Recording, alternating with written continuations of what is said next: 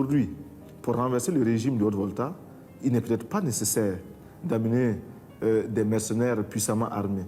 Il suffit simplement d'interdire l'importation du champagne ou du rouge à lèvres, je ne sais pas, ou des vernis à ongles. Cela suffit à nous renverser.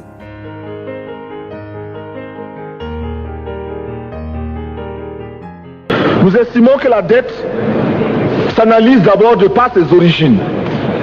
Les origines de la dette remontent aux origines du colonialisme.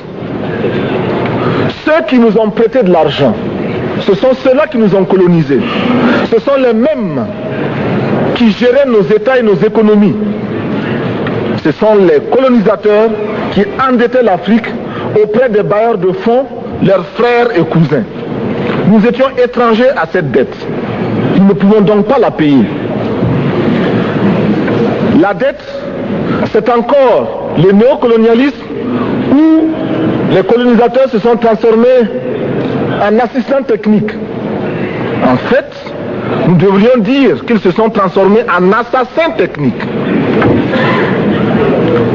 Et ce sont eux qui nous ont proposé des sources de financement, des bailleurs de fonds internes que l'on emploie chaque jour, comme s'il y avait des hommes dont le bâillement suffisait à créer le développement chez les autres.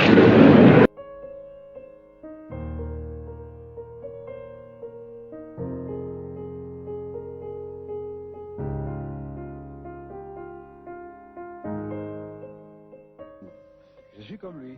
Il dit ce qu'il pense, je le dis aussi.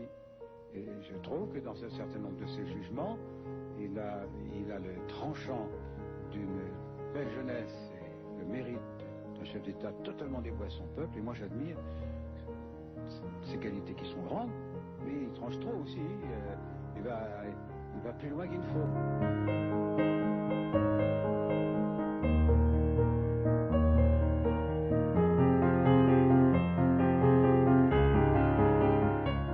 Je me retrouve un peu comme un cycliste qui grimpe une pente raide,